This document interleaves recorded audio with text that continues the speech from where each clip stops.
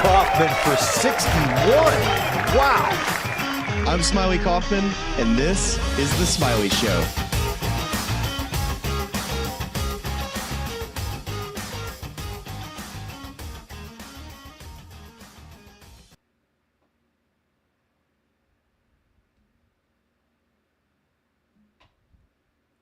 Hey. Where you at? I'll just keep vibing.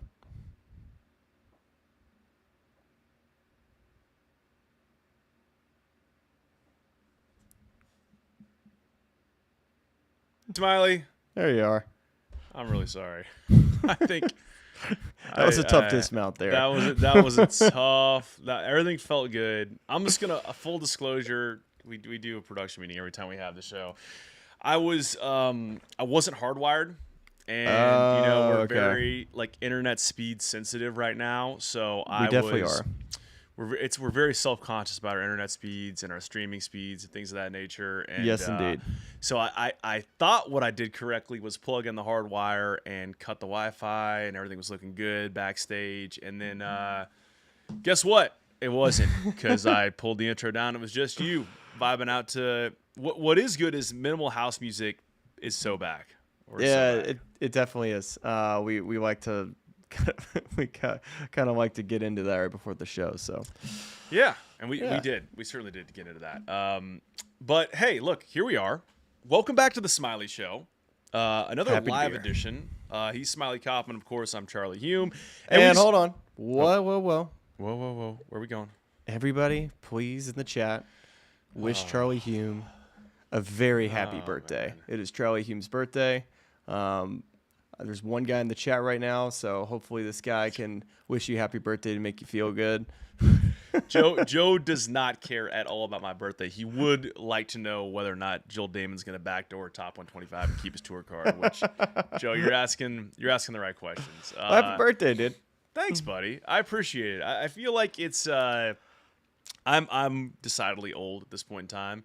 If my spinal surgery last year wasn't enough to hey, there we go. Look at Joe's doing the happy birthday. As is Tyler. I'm old now, and so what that means is basically I'm not a big birthday guy. You know, some people are big birthday people. I don't know, man. But you kind of milked yours based on what I understand. Well, hold on a second. There's a difference between being a birthday guy and taking full advantage of my birthday weekend. Okay. I think there's I like to. So I didn't do some big party or anything, but I went out to dinner with my wife, which was exquisite. Went to Nana's in Durham. Big shout out to the head chef, Matt Kelly, who I got to meet that night. Great guy. All right. And so we had a great dinner on Friday. My actual birthday's today, Sunday, and then Matt Kelly was like, where are we gonna go for breakfast on Saturday? We're gonna do family brunch. So you guys should go over to Google Hub in Durham. That turned out to be a great wreck. They had heaters outside. Walker was loving it. Just Great. Jamming on a little chocolate croissant and some milk, and it was we had the baby girl. Kadik was in her little. Everything was good. Man and I looked at each other like, why isn't this this easy every time? And then here's where I cashed in the birthday pass to play golf on Saturday, even after I'd gone and played golf with you, which we'll of course recap in Birmingham earlier in the week. There's no way I would have been able to play on Saturday in any other normal circumstances, but that was a birthday week pass. Then went to the Carolina Wake game that night. Go Heels. We're bowl eligible now, baby. We're probably going to be in the Mayo Bowl to send off Mac Brown, but did that.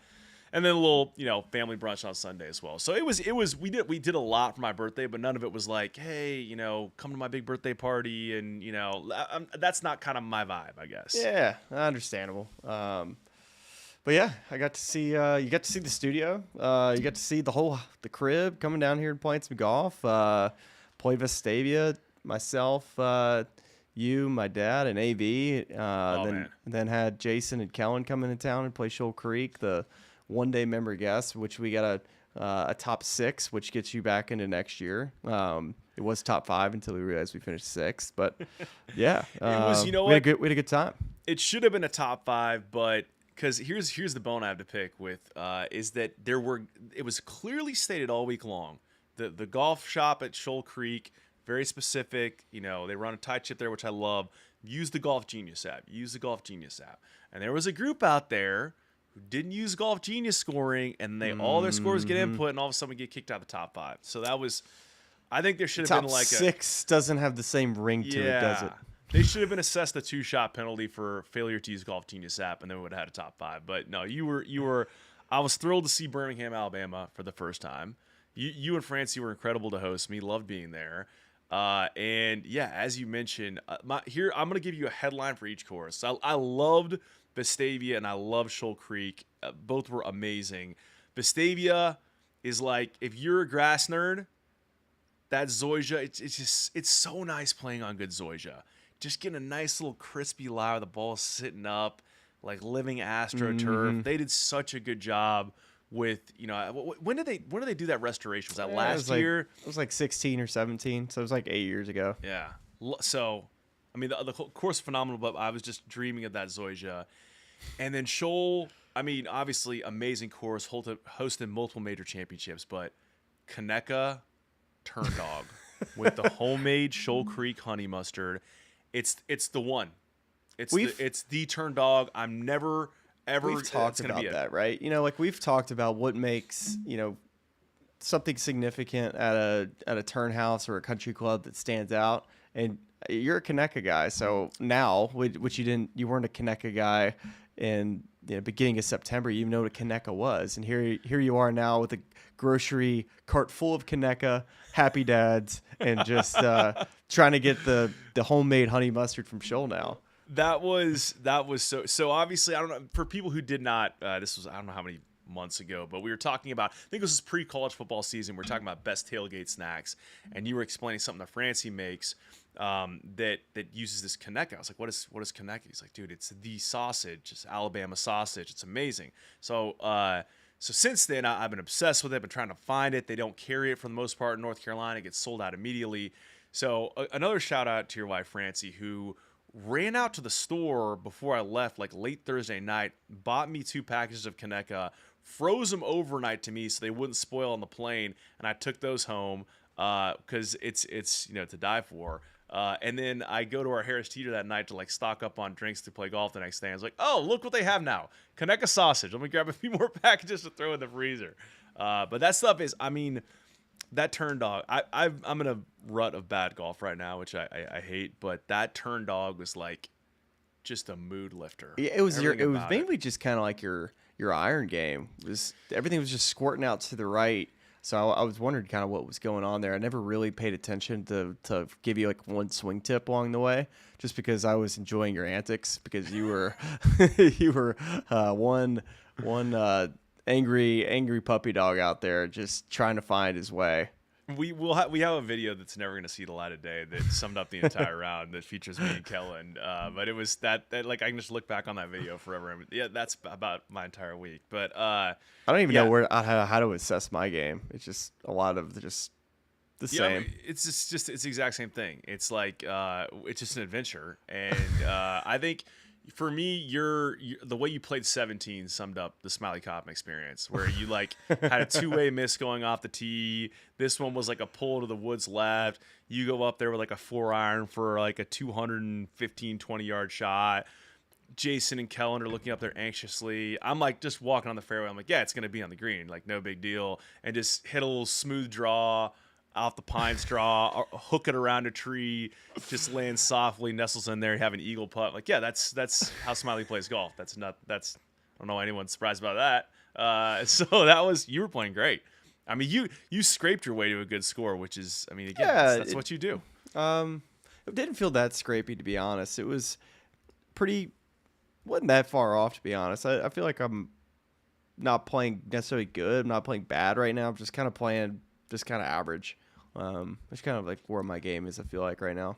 Yeah, that's fair. I think you burned a lot of edges. Yeah. You had like birdie looks. I guess it's mainly I didn't really make anything. I never got the putter going. You do a really good job of, even if you're not in good position off the tee, like hitting a green regulation and like giving yourself a look, which is what I'm not doing right now. I'm hitting it as good as I possibly can off the tee, and I am going to snap all my irons in Tyrrell Hatton fashion if I cannot figure this thing out.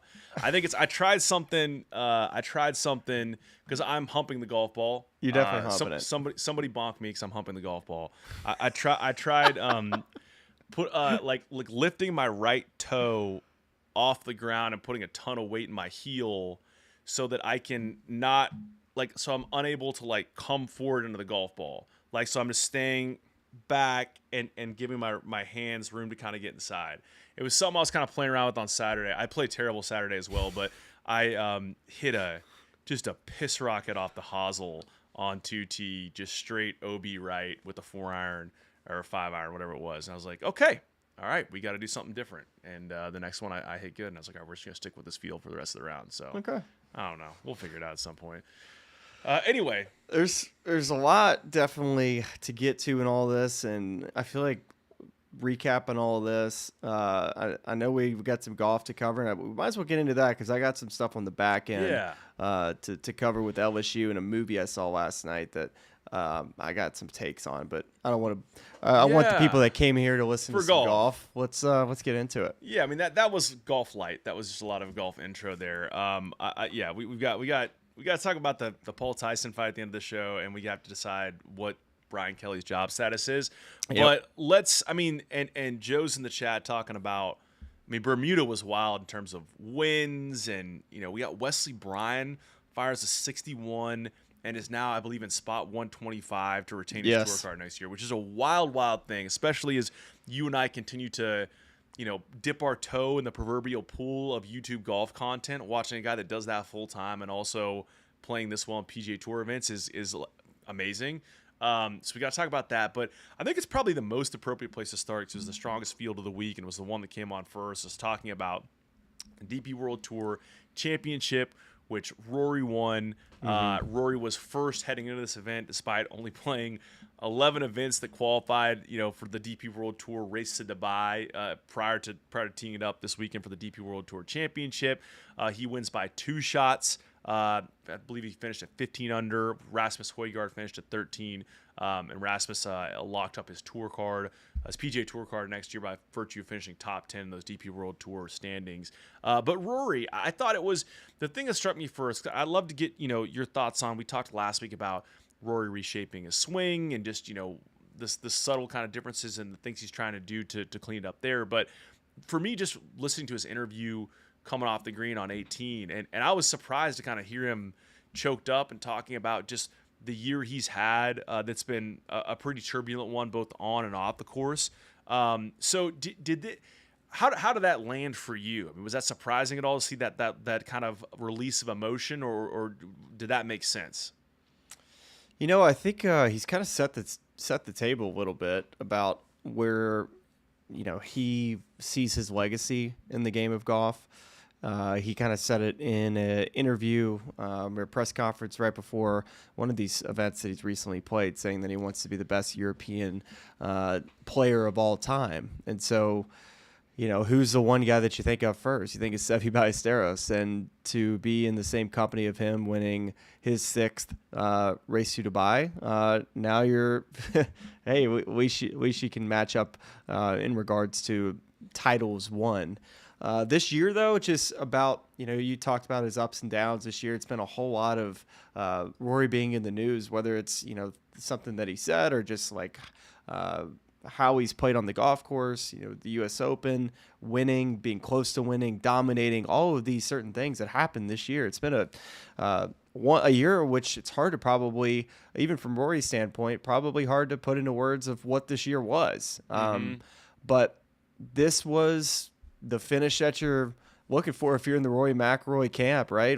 To finish off the year, especially with, I thought, one of the more interesting stories of the year is how he just hit into a simulator for 3 straight weeks trying to work on his golf swing, so that the next time he's in contention and he, the misses that he's dealt with, maybe that won't be quite as much of an issue next year. So for him to win this week, I thought was a step into the right direction for 2025 of, okay, Rory is going to go and approach this year with the schedule that I feel like is going to lead him up towards the majors.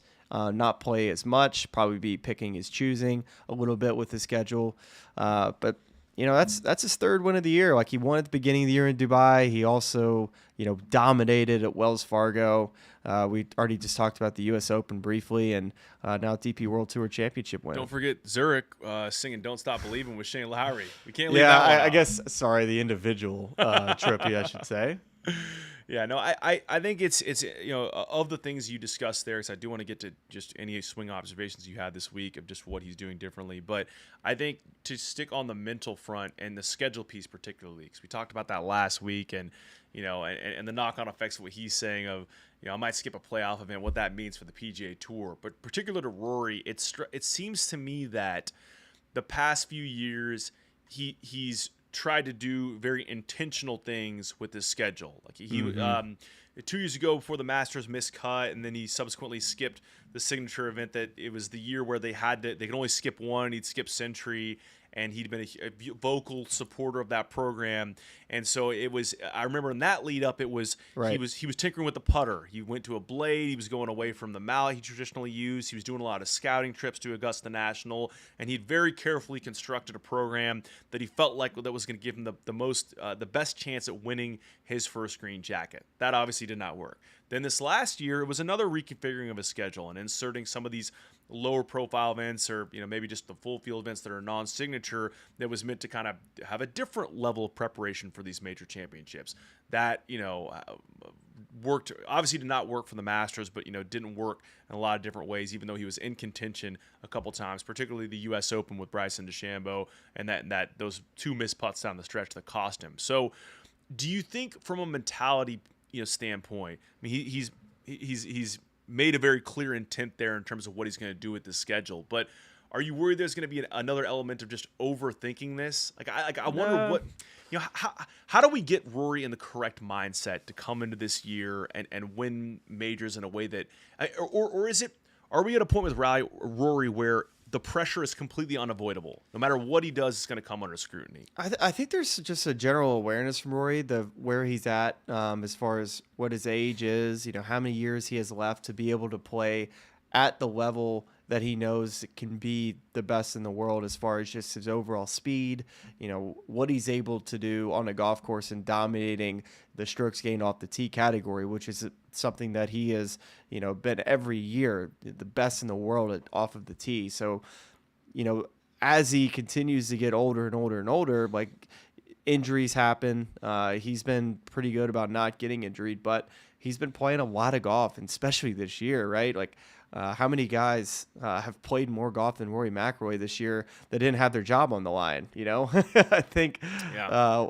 So that's one thing to be concerned about, is just how much he has played. But I think there's also something that he just, there's that desire to just want to go out and obviously win major championships. I know that's what he wants to do, but I think he knows what level he has to get to.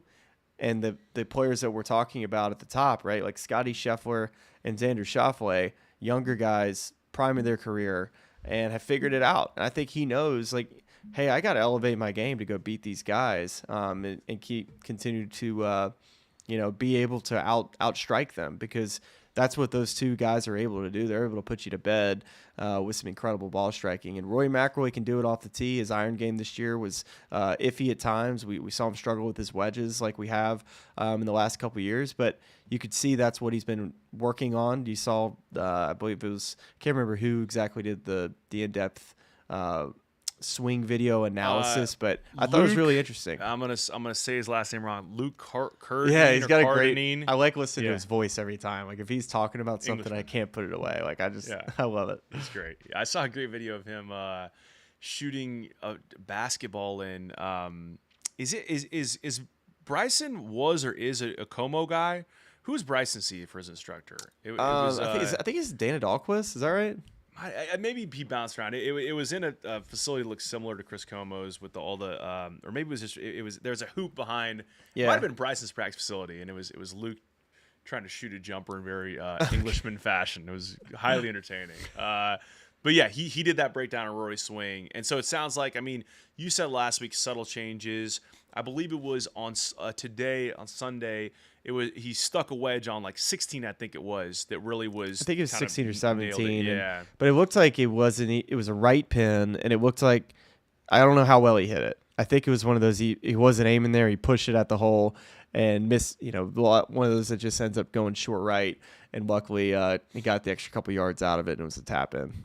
Well, and the push miss is kind of what he's trying to get away from, correct? Like, I think that's what Luke said in that video, where he was kind of loose with some of those. So it's mainly been so anytime there's a bunch of wind, or if he's in between clubs, he always was more comfortable just hitting it up in the air. Like hitting flighted shots was more uncomfortable for him. So anytime that he had, 170 yards and he's got to hit like a 6-iron, like he would much rather just hit a 7-iron up in the air, like into the breeze. So like shots like that, and then when you're talking about like general misses, I saw left more than I saw right with the irons, but hey, I'm sure there's plenty of misses that he had throughout the year with the irons. Yeah, without a doubt. And just to kind of continue a little bit on the DP World Tour train, the players that who are earning their membership via this competition, that's not included: Rasmus Højgaard, Tristan Lawrence, Paul Waring, Jesper Svensson, Nicholas Norgard, Matteo Menacero, Thorbjorn Olsen, Antoine Rosner, who played great this week, Rikuya Hoshino, and Tom McKibben. That's your final list of guys that are names to just look forward to, and when that's the group that's coming across next year. I am excited about the Højgaard. Totally.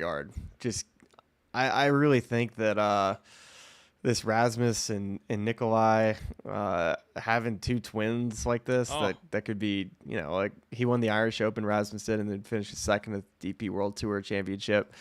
Gotta like having a guy like that coming onto the PGA Tour. Like, this is the benefits for the PGA Tour, right? To be able to get the top 10 of the guys not already getting a card. I mean, the Tour is getting the best deal in all this. The DP World Tour, not so much.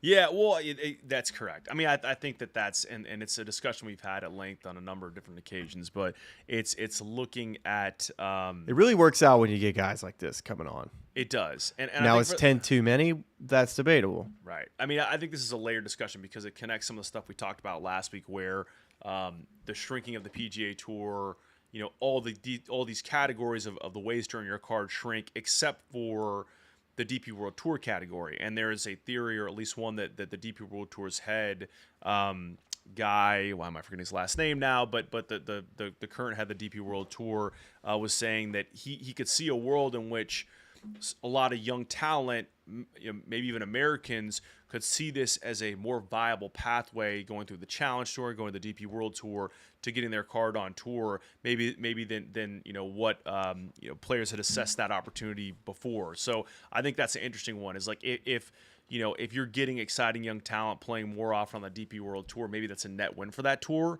It just depends on, I think it's a very interesting layered sort of how do they get to the best version of that tour. And we've laid out on a number of occasions, how we think they could own the fall, and how many good events they have in the fall. And so maybe that's a way to lean into that too. Even though there are others, Rory, one of them, who said, it can't just be this. Like, we have to find a way to mix more of those events into the portion of the golf calendar where people are paying attention, so whether that's, Augusta, or even March or April to end of August, we need to work more of those events like the Scottish Open into that calendar. One of the benefits for these players potentially playing less with the proposed 100 guys, let's say they're not playing every single week on the PGA Tour, they're going to have some off weeks. So now the guys that, I think Patrick Cantlay plays he played 18 to 20 times this year. That's not a whole lot of golf. Like, there is room for these guys to build in a fall schedule to where they play year round. I know they like having an off season, but if it was structured right, look, I mean, these guys could play year round, like Rory's been able to do. He's proven that these guys can do it if they make a commitment to doing it. But a lot of these guys don't want to go and do it, right. Especially with how much they're forced to play on the PGA Tour, because that's where all the money's at right now. Why wouldn't they? the race to the FedEx Cup is a whole lot of dang money compared to probably what they're playing in these. I know some of these events are paying a good bit, but it's not really as comparable, right? Yeah, I mean, I think there has to be financial incentive, and I think there has to be has to make sense for them logistically as well. That's why the Scottish Open is obviously a very easy one, because you're already over there. You're about to play the Open Championship the following week. It's one of those elevated Rolex events in the DP World Tour schedule, so it all aligns for them to sign up to play that event, and it's co-sanctioned, of course, so it makes a lot of sense that way. But I think it's just finding ways to do it. But I mean, again, I understand Rory's opinion and others of placing events when people are caring about golf, but I think there's a pathway to getting people to care about golf in the fall. If it's the only show in town from a golf perspective, it's in that even, I mean, you can't tape delay and you got to work with sunlight, but if you even, like this morning we woke up, the tournament's done at 7 a.m. Eastern, right? So it's watching on tape delay. But if there's a way to kind of push some of this stuff back, so if you can even kind of get the 8 to 10 window, people are waking up, having their cup of coffee, throwing some stuff on TV before college game day comes on a Saturday, before NFL coverage starts on a Sunday. I think that's a very viable window, and especially if it's in high-profile European venues that evoke a love for the game of golf, like we saw at Royal County Down for the Irish Open. There are countless other opportunities to do that. So one we'll continue to keep an eye on. I think unless you have additional thoughts on DP World Tour, we will move over to the PGA Tour. Although I'll let you know, the YouTube comments are not coming in our little sidebar. So I just want to I don't want you to miss out on. I had 2 bonks for my humping the golf ball. So thank you for the bonkers. And then a good point from Nicky Dunnigan. Cantley added TGL events to his schedule, so he has those coming up. So just I want to shout. I said Cantley's got TGL events. TGL events. Stop it. That's an event. Listen. That's what I want the YouTube audience to know, that you're heard, and we'll debate. Shall we move over to Rafa Campos winning in Bermuda? And by the way, as a fellow 36-year-old and a dad, shout out to my guy Rafa Campos. You and I had I think he became he just became a dad this week. Yeah. Or had another child this week. So you and I had a little debate before the show where we're talking about just the ramifications of this win. And I can trend sometimes to wanting the young rising star to win. That's kind of my lane. I want to see those guys get opportunities. I'm trying to get, Davis Thompson, Austin Eckroat on the Ryder Cup team. You're like, what are we doing here, Charlie? You enjoy stories like this a lot more. And would you care to explain why? I don't. Maybe not that it's just this, but it's. I feel like any time that I cover the game of golf, it doesn't really matter who wins the golf tournament. There's always a storyline. There's always something for me to be interested in. And this is where, a huge amount of the golf fan and the audience, the Monday Q info crowd, right? Like the group that wants, they don't want to see the tour card shrink. They want more players having opportunity. And listen to Justin Lauer this week, heading into it, talking about how, I keep on doing all the right things and the tour just keeps on making it harder and harder. I mean, the tour's made it 20% decrease in the amount of cards. That's a big cut to a lot of players having an opportunity to play, and it's already hard to finish in the top 125 for a lot of players. But that being said, this week, right, Rafael Campos, not exactly on a lot of people's short list for a player that was going to play well, but he's a player that's from Puerto Rico. Is that right? Is he from Puerto there? Rico, correct? Yeah. Yeah, he's plays in a little bit of wind. He's not unfamiliar with this. That's why I think he's had such a good week. He's really a guy that should feel comfortable, hitting a lot of flighted shots. But he had a lot of miscuts coming into this event. It was 13 out of 14 miscuts. I mean, that's the storyline, right, that I think is so interesting, so intriguing. It's like, how do you go from booking a flight every single Friday night with, nothing but just hope and and a little less confidence every single week. And now you have a new kid along the way, and then you show up with 2 events left to try to like salvage your card. You know, last year he was lucky to make it back onto the PGA Tour, finishing 30th on the Korn Ferry Tour list. So he could have been there all year. So now he makes it to the PGA Tour. Had some decent weeks this year, but a lot of miscuts. And then, hey, I don't think I've ever seen somebody miss a putt quite as short as he did on the back nine and still win the tournament by 2 shots. If you haven't seen it yet, Charlie, you need to go to PGA Tour. Yes. Twitter, it's like this far. And so for somebody who has missed that type of putt, and I'm sure we all have missed a really, really short putt, but not on like the 67th hole of a golf tournament where your career, you know, is give or take on the line. I don't think a second place probably would have done a whole lot for him. He still would have had work to do to get inside the top 125. Now, the guy's going to be playing in the Masters. He's going to be in the Players Championship. He's exempt through 2026. So yeah, I go back and forth in all this. Like, I am for a shrinking of the tour, but I'm also for storylines of guys that are, you know, every single week. It doesn't matter where they play. I'm interested of who wins, how they did it, and what are the reasons why they were able to get it done. So I was in teeing this story up. I was running through all the various tabs I have up to make sure we have all the stories covered here. So I did not get to this fast enough. I'm looking at the story accompanying this result right now, and I don't know. I am all in on this guy now because he ran something straight out of the Charlie Hulme playbook this week. He had his wife induce on Monday. He had her induce so that he could play in this golf tournament.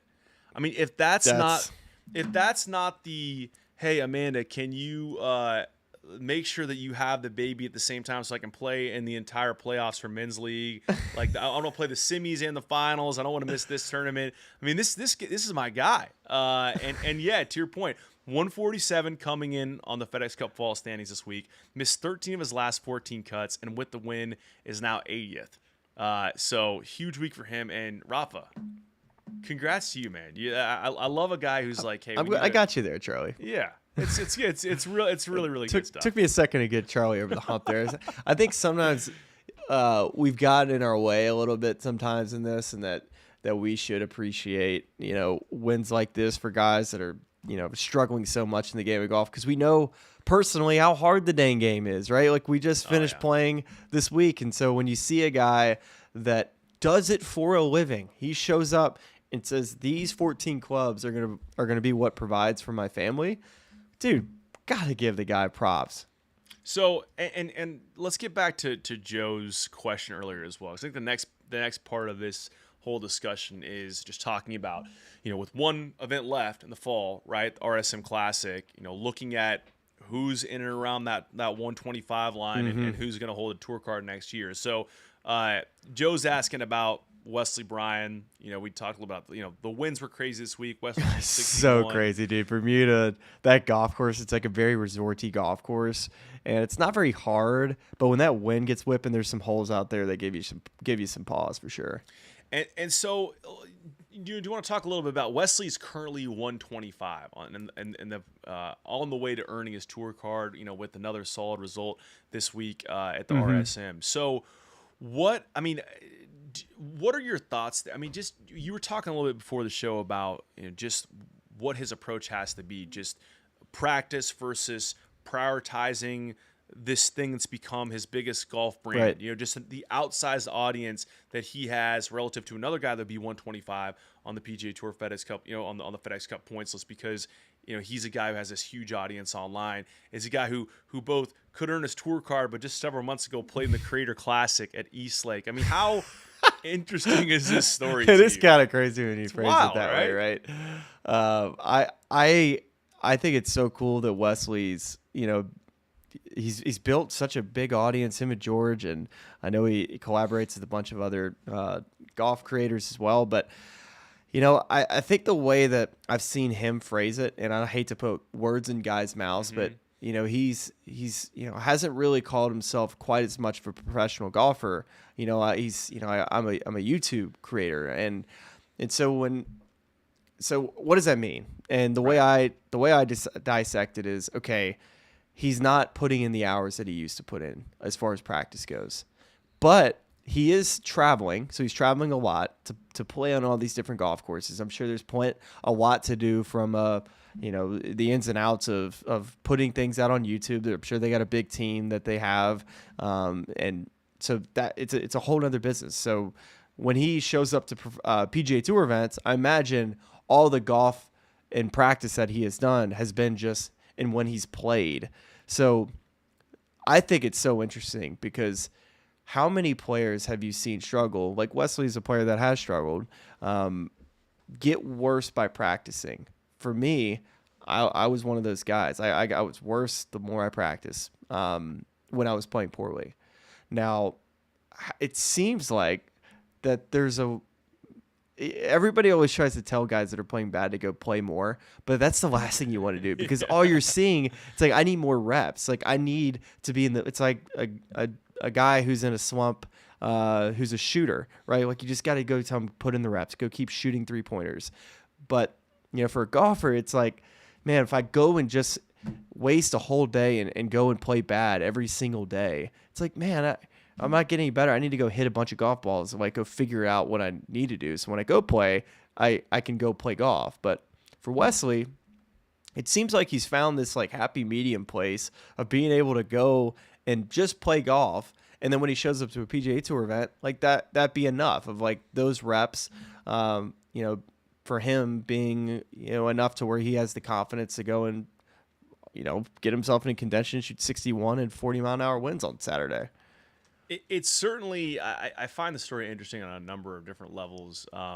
Because there was a little bit of critique levied his way of, why are you playing the Creator Classic? But I just think I think it's just cool how these worlds are merging now, and how it used to be, that, and the YouTube golf sort of world really isn't even that old. I think a lot of the boom time for that came coming out of COVID. So we're talking about I don't know, I call it an industry, but just a lane of content that is just a few years old. And yet in that time, we've already reached the point where, because these channels have millions of subscribers and get millions of views on each of these videos, and because major golf manufacturers are now aligning with these stars and putting really more of a marketing spend behind some of their stuff than they would with a PGA Tour pro, we're seeing the importance that this has as a piece of content within the golf world.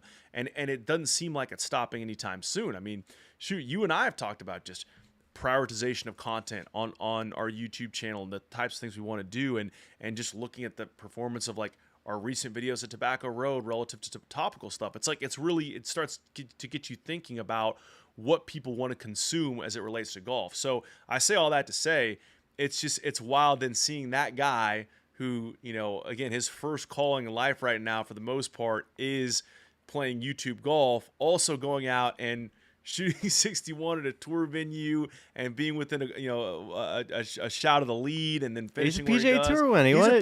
He won at Hilton Head, man. Like he's a heck of a player. So like it's not shocking to see him get in this position. But I think coming into the year, my expectations for Wesley were like to play 6 to 8 events. Like I didn't see him as a guy that was going to play his way into the Players Championship next year. Like that's a huge jump for him. I got to see how many events that he has played in this year. I'd be interested to see what that number would be. I imagine it's probably close to like 14 or 16, maybe more than that. I'll pull it up while we're talking. But here's my next question for you: is what happens to their channel if he earns his tour card? I mean, seriously, because obviously we know there's a whole.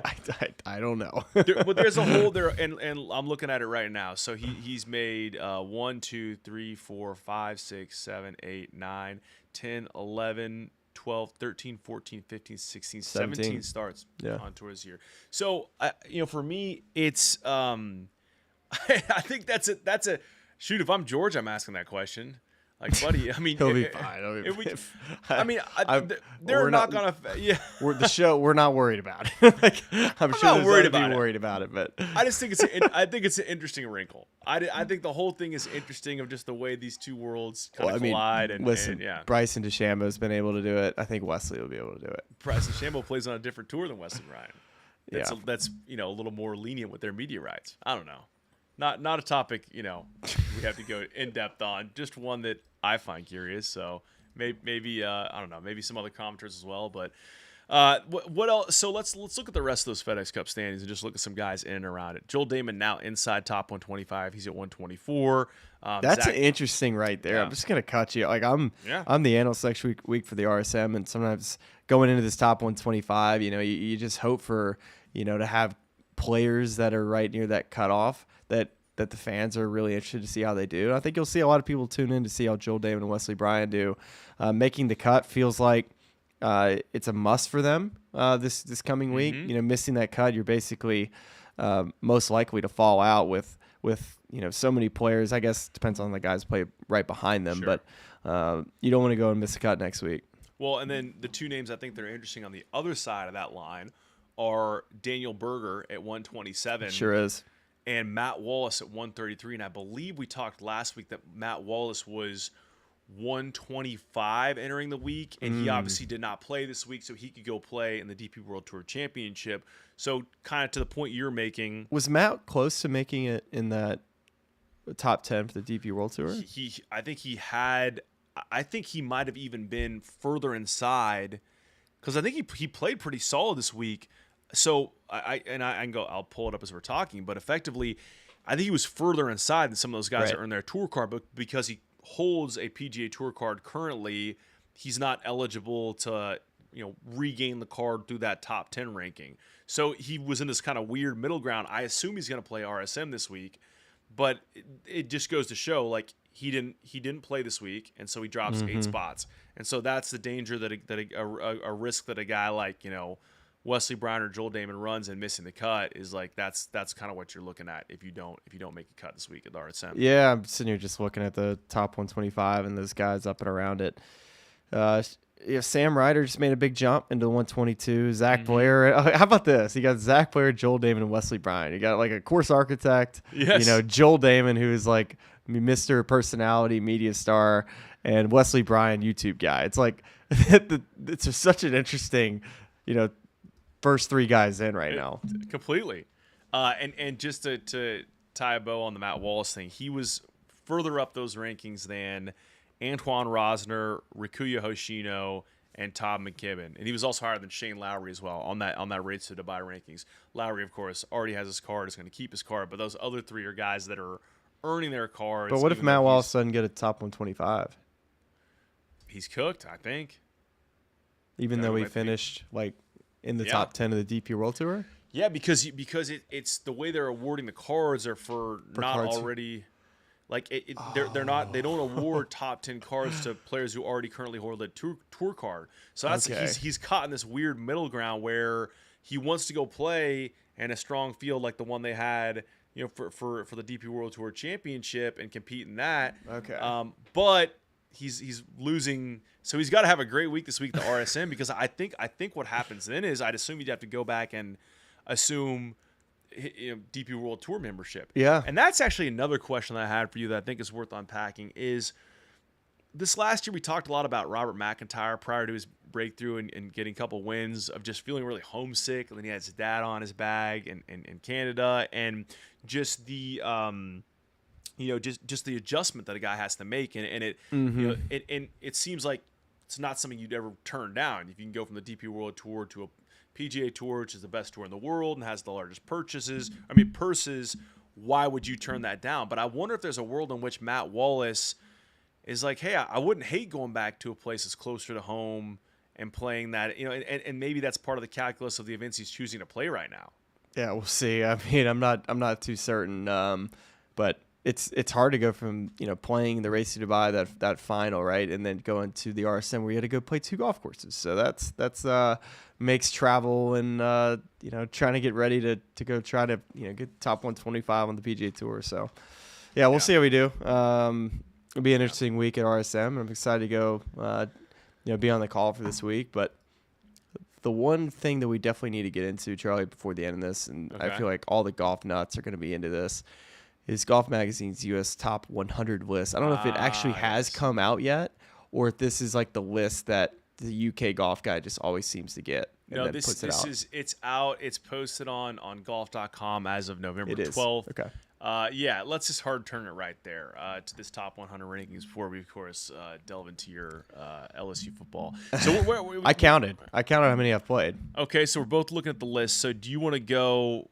How do you want to do this? Do you want to go kind of bottom to top of the ones you played, or top to bottom? You tell me. How many do you think I have played in the top 100? I'm gonna say 35. Good guess, 33. Oh, how about that? Yeah, played a third of them. Okay.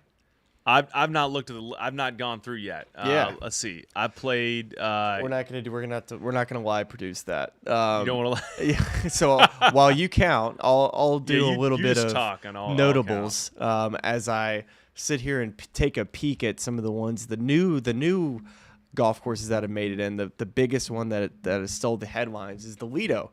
In Wisconsin, I think a lot of people that have played it says it's fantastic. One that Charlie and I definitely want to go out and check it out. It's 30th on the list, so to see a new course jump all the way into the top 30 is really impressive. A couple other ones that I've done it as well. Old Barnwell in South Carolina.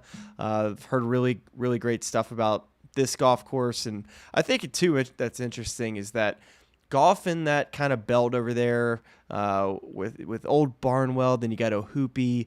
It seems like that it's like the sand belt of the Southeast. You got really great turf conditions where you get sand cap fairways, make it play firm and fast. So interesting to see more and more golf courses popping up, like Old Barnwell making 51st in the rankings. There's a couple more kind of in the back half of this. You actually got a good bit with Interlachen in Minnesota. Don't know a whole lot about it, but Medina 3, which I'm not sure if that has anything to do with if this is Medina's new, if this is Medina's like current like remodeled golf course, Charlie, would you say? Or is this like Medina, like did they build a new course? I really don't know the answer to that. I'd assume it's old because there's a designation next to it that says re-entry instead of new entry. So I'd assume it. I see this now. I see the RE yeah. and the NE. Okay. Yeah. So new entry with Old Barnwell and the Lido, and then re-entry. Okay, with Interlochen and Medina. Yes. Yeah. Fox Chapel, Pennsylvania. Don't know anything about Fox Chapel. Are you familiar with that? I know of it. I don't know a ton about it, but I know so it's it's Reno? well liked. Yeah. So it's I'm trying to find Fox Chapel on here. They're way down at 80th, right around there. 82nd. 82nd. Yeah. So that's a re-entry. So that's one. It's so interesting to see the way this list evolves. I'm actually a little disappointed with myself for the number. I thought my number was going to be higher. Do you care to guess what my number is? I'm gonna go with 16. 14. 14. Oh, we're close. We're quick both math, too high on it. Jackson says in the chat there are a lot of Culvers near the Lido, so it's music to my ears. So yeah, I mean, just a couple more. Just Ladera, Sure, yeah. Ladera, Pinehurst number 10. I think is the last really notable one that's made its way in there. Pinehurst number 10, along with Sankaty Head in Massachusetts. Which is Sankaty Head? Is that? Why is that so familiar? So that's here's what I know about Sankaty Head. There's a guy who was an assistant pro at Seminole, Dieter, who was like the equipment guru down there. Like all the members would he would get everyone dialed in. And my granddad, like that was his guy. And he is now, I believe, the head pro at Sankaty Head. So that's up there. That's beautiful. up there. I think I want to say, is that near Nantucket? I don't know what the address is. I think this is in Nantucket because Yes. I see pictures. It's unbelievable. Unbelievable. On our honeymoon, we went to it wasn't a honeymoon. It was a baby moon. We went to Nantucket. And we're driving our bikes on this path, and it was a golf course right there. And Nantucket. I think it was Sankaty Head. Sankaty Head. That's exactly what it is. It was beautiful too. Dude, this place looks unbelievable. This is on. I'm so dumb. Dieter keeps saying, "Hey, come up and let me know," and I need to do that. Maybe we should organize that. We'll offline that whole. Well, deal. that's really interesting. Probably one that I've since I've been there and know how beautiful it is. I would actually like to get on that course. One of the ones I'm a little surprised about, and this is one that a golf course that I have played. I didn't really think it's a top 100 golf course. Is Trinity Forest. Yeah, I mean, really surprised that it's a top 100 course. It's the most interesting thing to me on a yearly basis is the it's like looking at this list reminds me of like looking at the FedEx Cup projections on the back end of a tournament and seeing who dropped a ton, who moved up a ton. That always interests me. And even like looking at like out of the top 100 since the last list, Congaree falls out, Stream Song Blue falls out,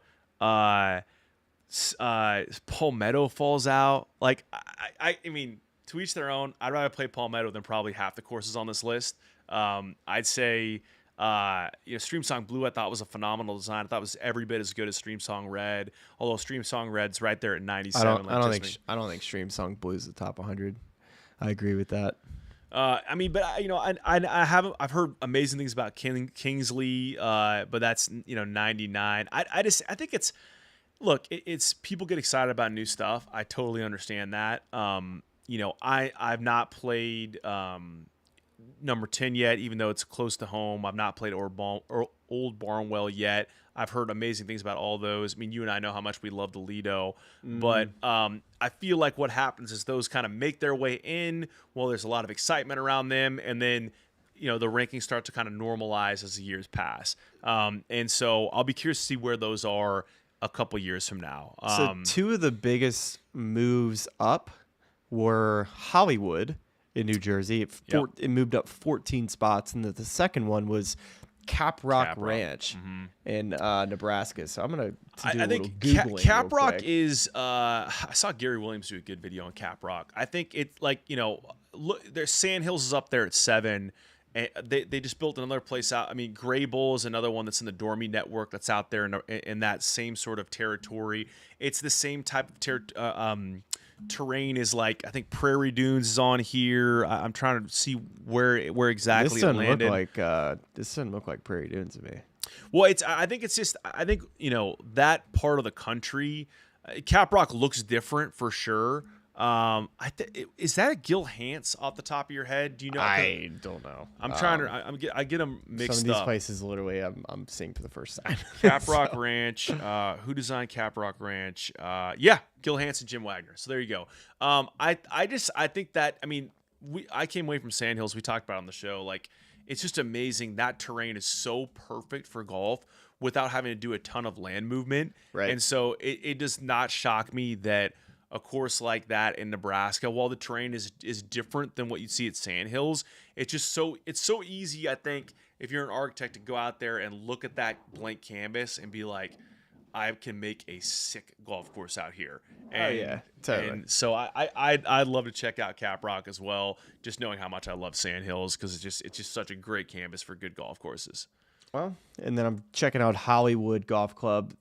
And looks really cool. I like the bunkering in this place. But moving up 14 spots. So they obviously saw something in this place to move it up that much. But when I look at the rest of the list, of the top 10, the ones that I have not played are Shinny, have not played Sandhills, and have not played Marion. And the top 2 on my list are Shinny and Marion.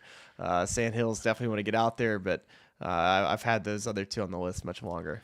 Marion is a top 5 course for me. I love that place so much. Only played it once, and I can remember every single hole like right off the bat. And I'm not as photographic as you when it comes to golf courses and golf holes. I love that place. The top of my bucket list is National, and you and I talked offline. I'm very, very excited about a trip that's going to be scheduled there. I don't want to reveal the source of this, how I'm going to get to National and play National, but if this person is listening, and I think he is a listener, I'm deeply, incredibly appreciative of this, and I cannot wait to get out there. And I think Shinnecock might be part of that trip. I'm not, going to count my chickens before they hatch or whatever the expression is, but that is, I cannot wait to check both those out, given their place in golf history. So yes, very excited about those. But yeah, I've played, of the top 10, I haven't played LACC. I have not played Augusta National.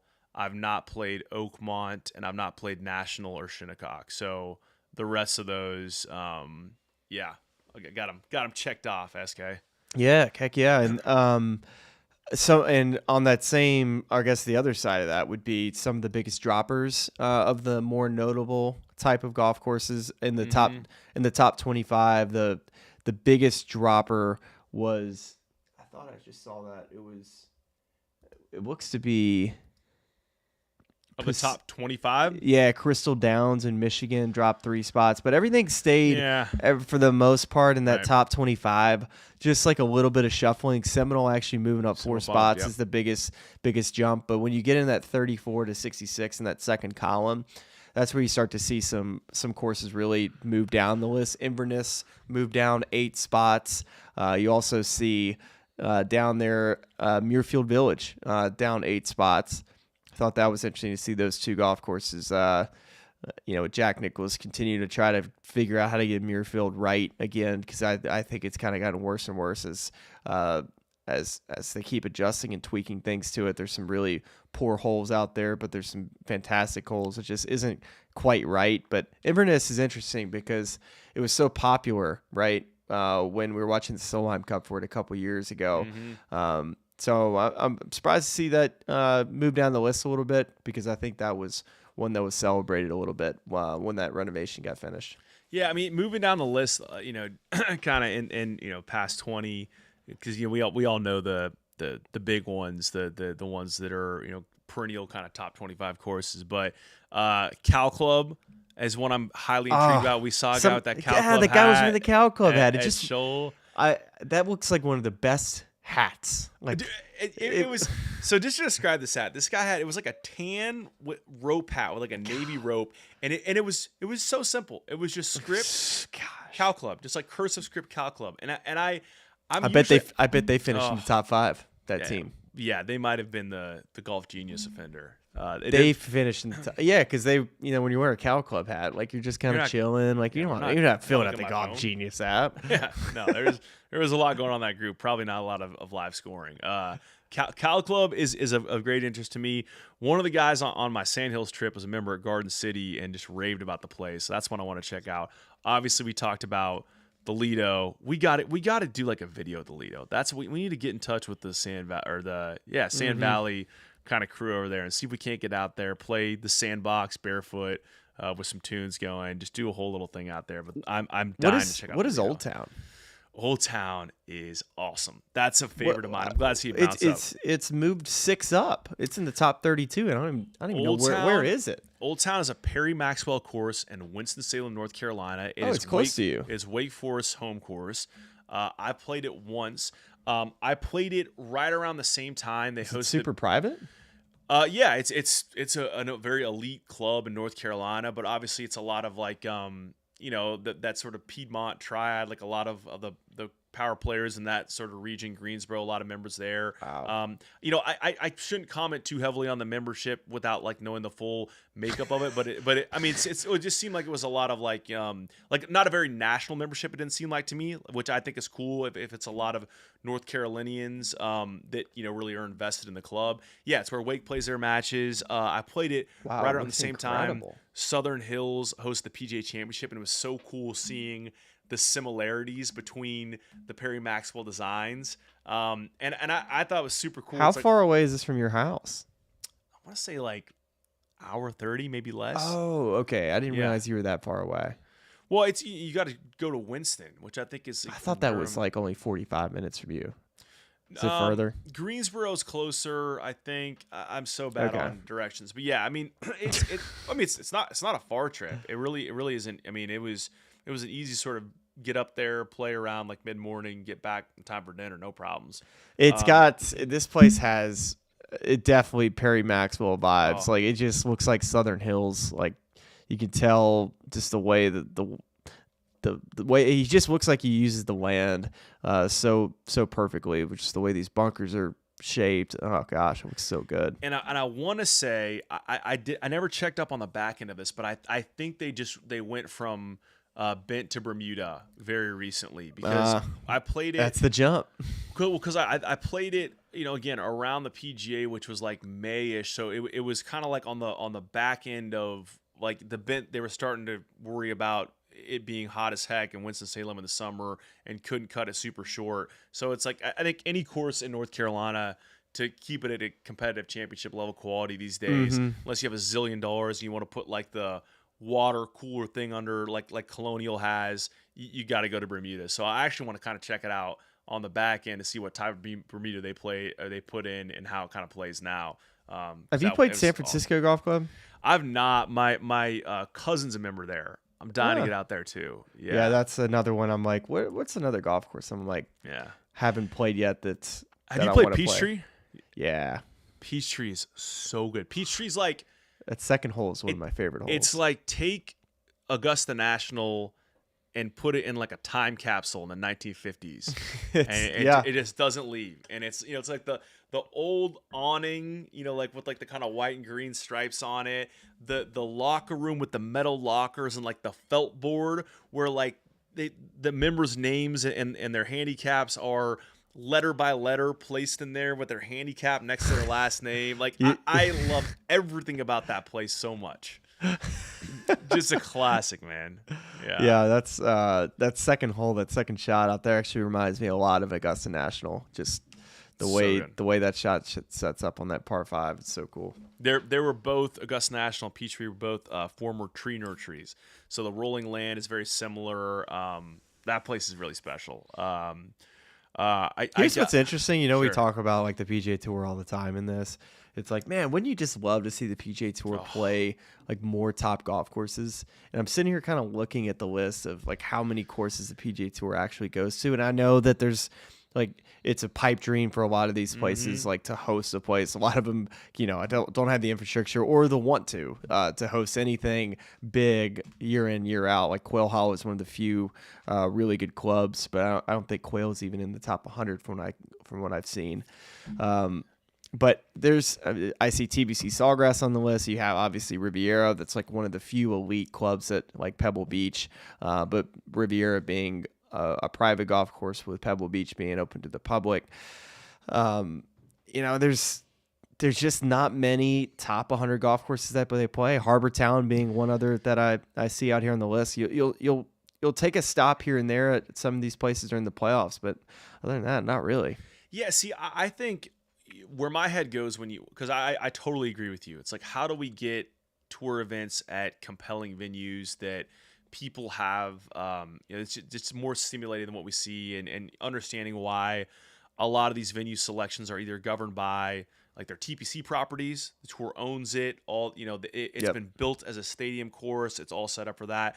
So you end up ruling out a lot of these, old historic venues that they just don't have the Philly proper Cricket, space. 98. Philly Cricket on there. There we go. We're going there this year. But that's a great example of one where everyone we talk to internally is like, dude, I don't know how they're going to do it because there's just no space there. And so, and I'd love to see how they get creative and make it happen. But parking, all the stuff that makes TV compounds, like stuff like that it's going to be difficult. So I understand why you don't go to places like that frequently, even if Philly Cricket is a phenomenal, historic, amazing golf course. We'd love to see, tournaments played.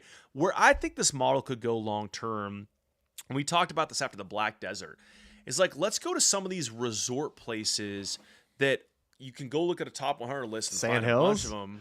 I mean, it's not. I don't know if Sand Hills is a resort. Sand Valley. So Sand Hills is private. Oh, I know it is, Yeah. but like that's So I don't know. So I think, I mean, the place, so Sand Hills, I think, sure, they could host a tour event, they could stretch it out.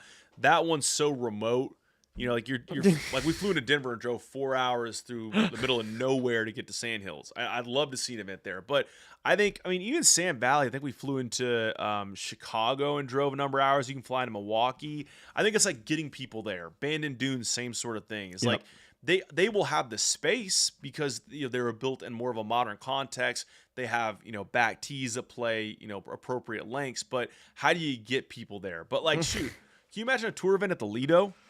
Seeing an old C.B. McDonald classic reimagined. And getting the stands out there and seeing, it'd be incredible. Any of those. Maybe there's I don't know how you do it. You'd probably have to charter flights in. I don't know. You have to get creative there. But I think that to me is the one that makes more sense, is go to a resort that wants people to come play their golf course instead of a private membership that you have to sell them on the idea, hey, we got to shut your course down for 4 to 6 weeks this year, to put all these bleachers up and kill all this grass and all this stuff to host an event. So much easier to be like, hey, tell us what the number is for what you were going to sell in terms of resort, tee sheet fees, wherever. We'll cover all that and then bring people here, and it's going to bump your tourism a ton. I think that's a more viable model. The PGA Tour event that would get the best field of all time if they decided to go to this venue, and it's 76 on the list. It's Geyser Ranch. I guarantee you that you could get the best field of all time. What's the deal there? I've heard about it, but I don't know much about it. It's a Discovery property, Tom Fazio. It's one of the best golf courses, obviously, in the Discovery rotation, but just an epic place. I haven't been, but everybody says it's the best property. Dude, can you imagine how many neon pink G4 hats with GOZZ they'd sell at that event? It'd kill, dude. They clean up. Yeah, it would be a popular PGA Tour event, that's for sure. All right, I love it. I mean, I love looking at these lists. I love debating these lists. I think it's we're golf trip guys. We're golf trip guys, man. I mean, there's so many different. I still haven't been to a hoopie. Dying to go to a hoopie. Trying to think what else on here. We were talking about Yeaman's Hall, like down here in South Carolina. Amazing course. There are a lot of these that I'm dying to get to. I still never played Pasatiempo. It's so dumb. My family. You can just watch it on TV every year. The college event. I can. That's what's got me wanting to play it. Keep watching every year. It's a reminder every year that I need to go play it. Any final thoughts on this list before you decide whether or not we should be firing Brian Kelly? No final thoughts. Yeah. Fun talking about it all. Yeah. Okay. Well, should we fire Brian Kelly? Well, what are your reaction to? I mean, losing to Florida. Can you spin zone that at all? Oh gosh, I think the hard thing being an LSU fan right now is that, you're just, unfortunately, your shoestrings are tied to the guy because, our AD gave him a 10-year contract for $100 million. So that's a tough scene. You're just Elmer glued to the guy, and everything that I hated about him at Notre Dame, just like his like facial reactions on the sideline, like how he just is so unlikable as a coach on the sideline. Now off of the field, he's been nothing but so fun to listen to as a fan. Speaks so well, but I think everybody's to the point we're so tired of him saying the exact same things of wait, we just got to get these guys to execute better. It's just constantly red face yelling at players and execute better, and you're like, dude. Yeah, I'm over it. I think we do have a talent problem. We don't have the Jimmys and the Joes right now, and definitely the X's and O's have been a little off, trying to figure out how to hide some things, but frustrating as a fan. When you look at this, our AD, the last two guys that he has hired, he's hired Brian Kelly to a 10-year deal, and then he hired Jimbo Fisher at A&M to that long deal that screwed them over where they had to buy the guy out. So, at a certain point, we got to start asking the AD questions here. I am a huge, I love our AD too, but now I'm man, he's got us in a position now where we can't get out. We have such a good recruiting class that's coming in, and I do like our staff for the most part. I'm not calling for anybody to get fired right now. I'm not saying Brian Kelly should get fired, but if this recruiting class falls apart, man, people are going to be, and I don't think we're their NIL wise in the portal. I don't think we've handled the portal right. You got to go pay the right dudes, and we've not gone and got and paid the right guys. Yeah, Brian Kelly had a new yelling at players mixtape drop this week. Love seeing that. I'm retweeting all this stuff too. I think it's hysterical. I'm in troll LSU mode right now. I'm so over it that I retweeted Florida Gators troll against BK, and I'm over it right now. Football season's over. Basketball season, I guess, has started. Good for you that you're a North Carolina fan. LSU's okay. We're 37th in the Ken Palm, so we'll see if we get any better. Yeah, and also on the flip side of that game, did Billy Napier somehow save his job? I was stunned. I thought he was dead in the water. Everybody did, but DJ Lagway's good. He's gonna be a heck of a college player. They got a great one. We got a good one coming in too. We'll see if apparently Michigan offered him $10.5 million to come, so we'll see if the Bryce Underwood kid will end up going there at LSU. But I would sure like for him to come to LSU. I think we have a brewing problem in this household because I think Walker might become a Florida Gators fan. It's very strange. So a couple weeks back, I got this little bedtime book for him to read from a company called Foxton Fairways. It's so great. It's like a book where you read about all these different golf courses like Pebble Beach, abandoned dunes, etc. And his favorite page was the TPC Sawgrass page because he'd point at the alligators on the green and say, ow, ow, ow, ow, ow.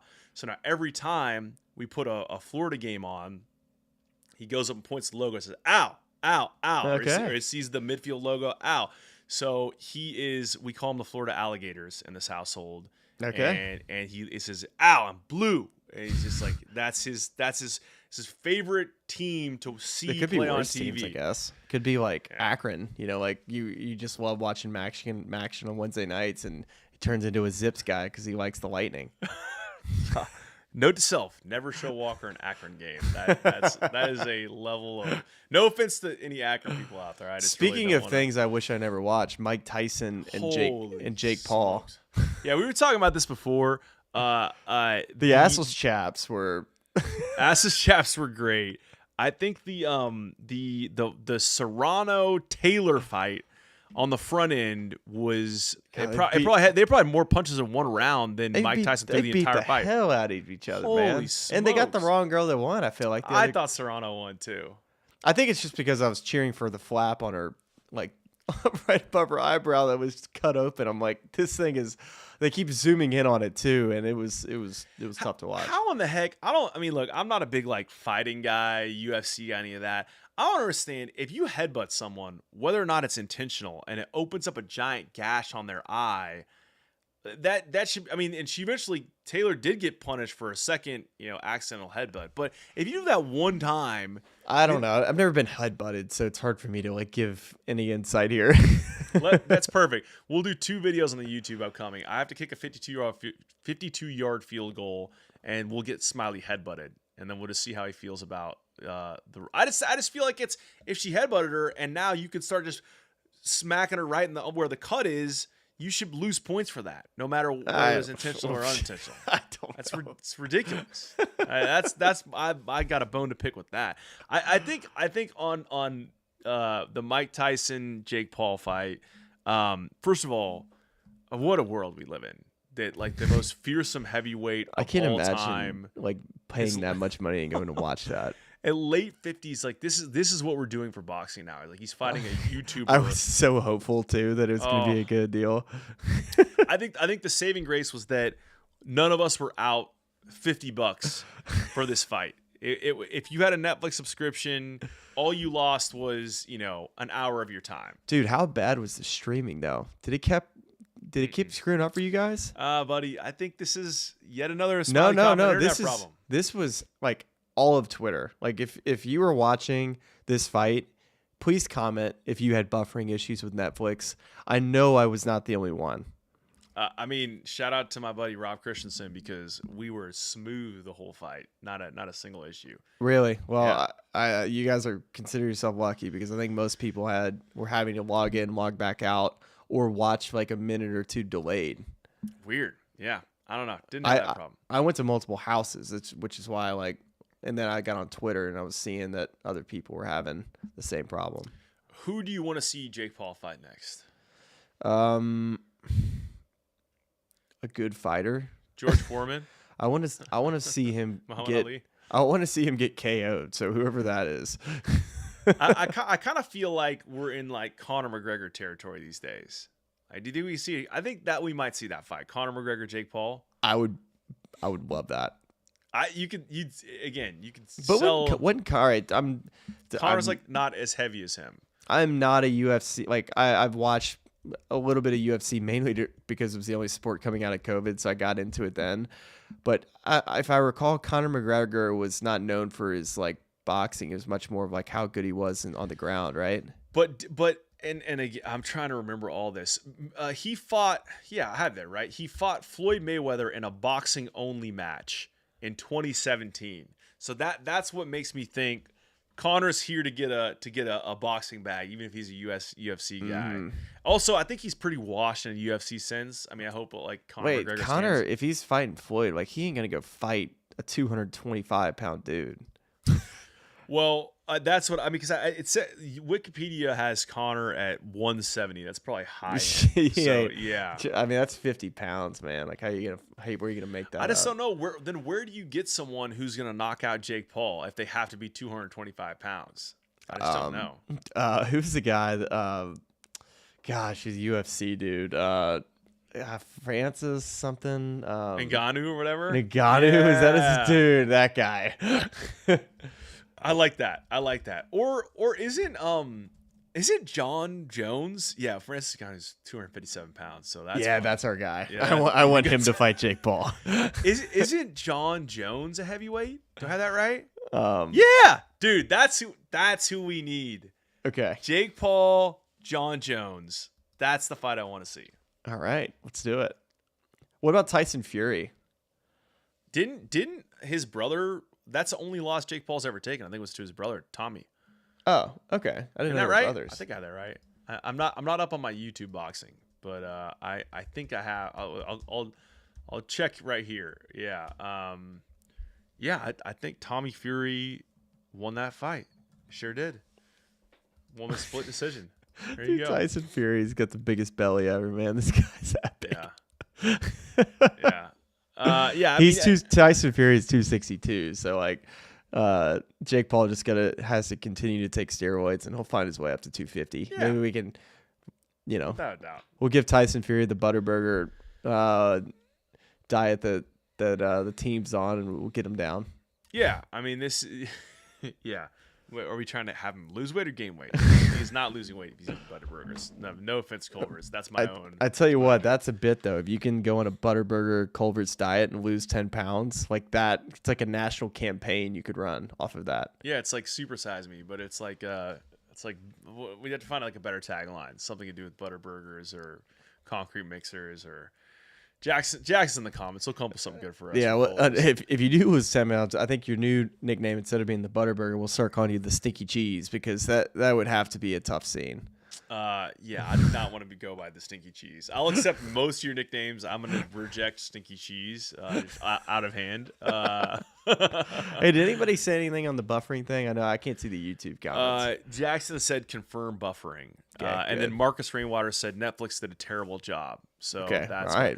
Which I will concur. say, like so I didn't have those issues, right? And I was gonna applaud Netflix to a certain degree for just continuing to dabble in the live sports arena, because there may have been more, but obviously the one I remember was the match with Ricky, like the golf and F1 match, which I thought was. I didn't think that one was a super telecast, but I thought kudos to them for trying stuff out. They were just kind of trying to see what worked. It just was trying to pull different audiences, even though I didn't find the product itself compelling. But then doing it again with a boxing match, I think is interesting. I just like that they're just trying stuff. We're just trying to kind of just dabble and see what's going to work. And the next thing that's going to happen, you're going to see is Netflix is going to be streaming, an NFL football game. Like that's kind of exactly. Like, because Amazon's already done it. Who's to say Netflix isn't going to be right behind them?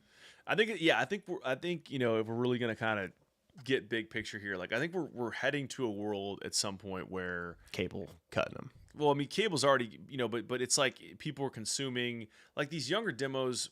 YouTube is there's no separation between not YouTube TV, like YouTube and what's on TV. It's like everything's just an app. So I think like the world in which all content is housed on YouTube, Netflix and Amazon Prime, like I don't think we're super far away from that world. So it just was interesting to see a sporting event that, I'm glad it wasn't pay-per-view.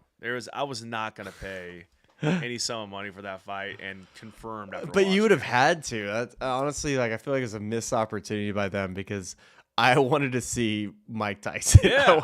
I wanted to see, and I saw too much. Unfortunately, I saw way too much of Mike Tyson. Well, that's I think the thing that stinks about it is like that's our last. It's like seeing MJ in a Wizards jersey. It's like that's like the last taste left in our mouth.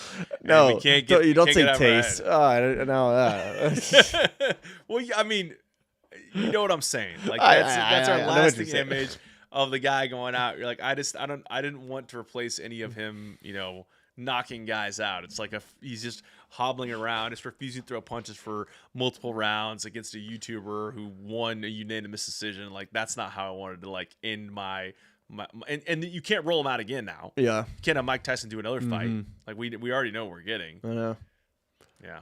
Anyway. Well, I think the next best like thing that we'll be able to watch and like consume as like a golf fan, I really think that Live PGA 2v2 with Bryson and Rory, Scotty, and who's what? The Brooks Bryson against Rory Scotty. Yeah. Like that's. I feel like a lot of people are going to be interested in that. Nikki Dunnigan saying on YouTube two things on Netflix. Love is Blind finale was awful streaming. So they did that live, and they're supposed to be doing the Christmas Day NFL game on Netflix. Oh, That's they are kinda doing it. interesting. Okay. Yeah. Well, there we go. There's another one. I'm a fax machine over here. All right, thank you, Nikki, chiming in, like a little producer credit for the show for her. Yeah, I'm looking forward to, and that's another TNT match, right? Like they're doing that, and they're doing the match with all the celebrities that I don't care about at all, right? I don't know if it's TNT. It's a totally. Really? It's not under the Match brand. It's like a new thing. I don't know if it's. It might be on TNT, but maybe in a different branded deal. It's the Showdown, and it's okay. I'm just pulling it up right now, trying to figure out who's producing it. No, TNT's the broadcast part. I guess that's why I thought it was a match, because it's a Turner But property.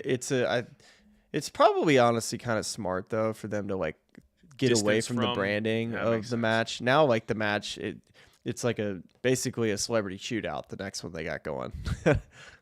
I mean, look, I'm as much as I'm for putting any piece of content out and just seeing things work. That is one that I won't be watching that one. I'll say that much. So yeah, but I agree with you. It's like there's almost the match value from where it began. Like Tiger Phil has slowly been devalued over the years, and so I do like they're separating it out. I did like the one with like Aaron Rodgers and I think it was Tom maybe Brady. Tom Brady in Montana. Yes, Like agreed. give me like a Aaron really beautiful Rodgers. place, Yeah. and I'm a sucker for watching like fun like golf courses like that. That I'm like, oh, I would love to go to Montana and play this golf course. Yeah, no, I agree. I just think it's my thought on that is that I'd honestly I'd much rather watch like Wesley Bryan play like Garrett Clark or any number of these YouTubers. Part of it, I think the why it's been so successful is that it's lived on. Like when people get on YouTube, they know what it's going to be like. There's no Sure. commercials. Like it's played similarly. They play their types of games, and I think they can like you can spend 45 minutes watching it and you're done. Versus like 2 hours of like watching like commercials. Like the flow's not quite right. Maybe the commentary is not quite the same. So I think yes, it does sound great that it'd be cool for them to play in that same deal, but I think their stuff's better on YouTube. Oh, agreed. I'm actually. I guess I should. I guess you're clarify. saying like I I'm would not- prefer to like- watch it over, but you're not saying that's the best. I form wouldn't. of I what wouldn't they say do. put those guys on the match. I'm just saying that it's just interesting to me that the direction they're going are pulling, like King Griffey Jr. was a phenomenal baseball player who I looked up to as a kid. Wanted to buy his shoes. One of the greatest of all time. I don't know how they're going to market and find the segment of King Griffey Jr.'s fans that want to watch him play a golf match and then get those people over to TNT or whatever to get them to watch that thing. I don't know how they're Who gonna do would it. be like?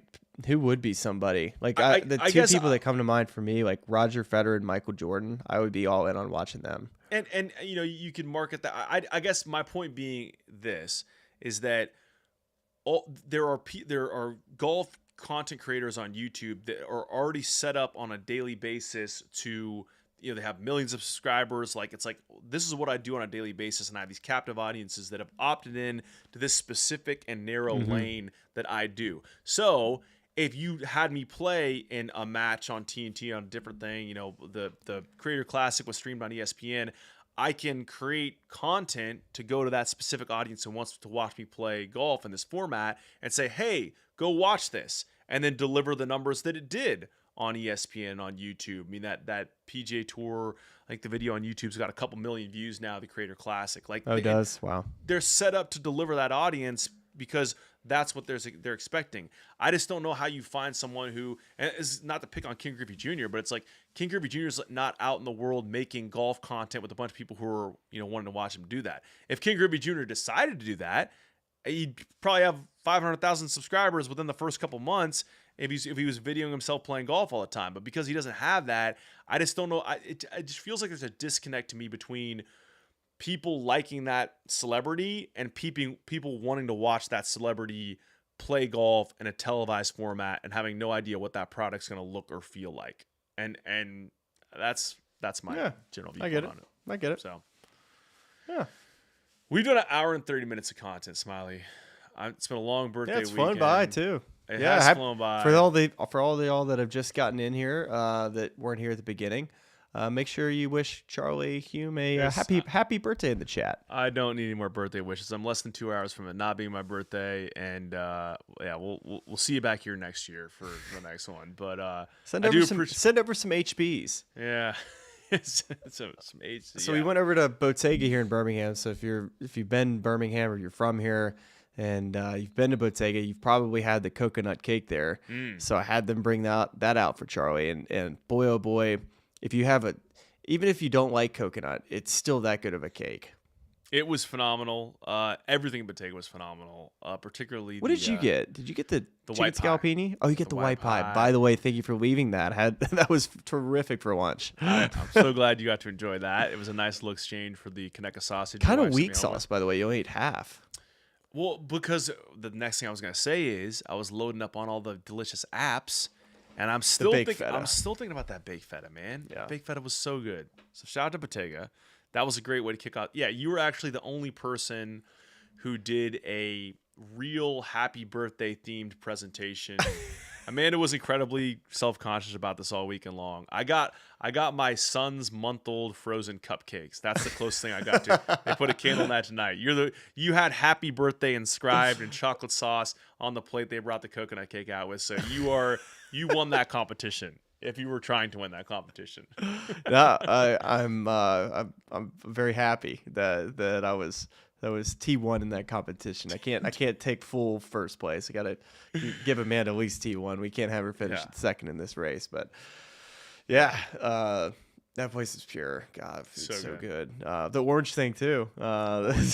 You could drink about a pitcher of those things. Anytime you bring me out a glass with a drink in it, and then you give me another container with more drink in it, so I can keep filling my drink up, that situation is gonna work for me. Did you go to Johnny Rockets as a kid?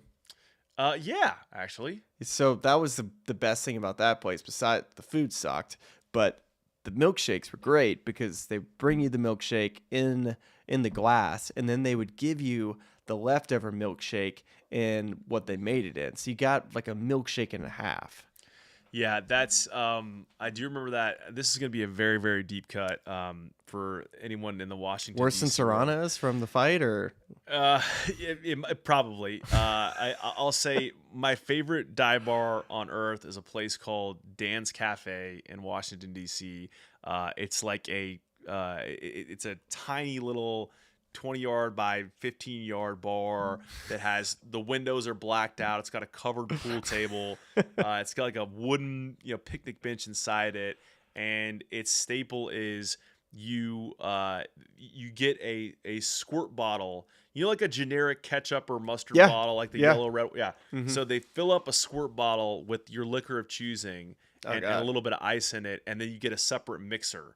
So like if you're like, they give you a whole thing of whiskey and they give you like a can of Coke, and then you just go take that and just drink a whole squirt bottle full of whiskey and just mix it up. Greatest thing of all time. So Okay. that's wild. That's, shout out anyone who knows what I'm talking about, Dance Cafe, but let's more of that. Orange thing, Johnny Rockets milkshakes, Dance Cafe. You're doing great.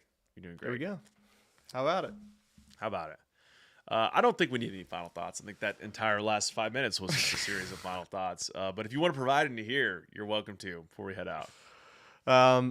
Just that I'm in a showdown with my brother in fantasy.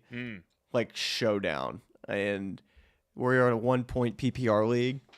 And we're both projected like 160 points plus. So like him and I would beat anybody else in the league this week. And it just happens him and I are going at it. So we'll see. I'm projected to beat him, and it would be great. I would love to beat Luck. Rooting for you. Although hung out with Luck this week, and I kind of gotta say I'm rooting for Luck too. I'm rooting for both you guys. Maybe like a nice tie for you. Yeah.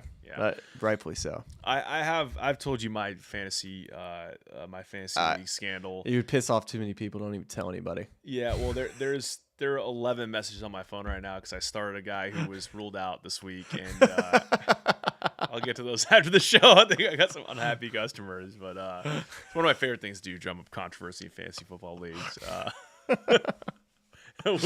With that said, we appreciate y'all sticking with us through the live stream tonight, enjoying it. Whether you're watching it live or you're catching up on it later on YouTube.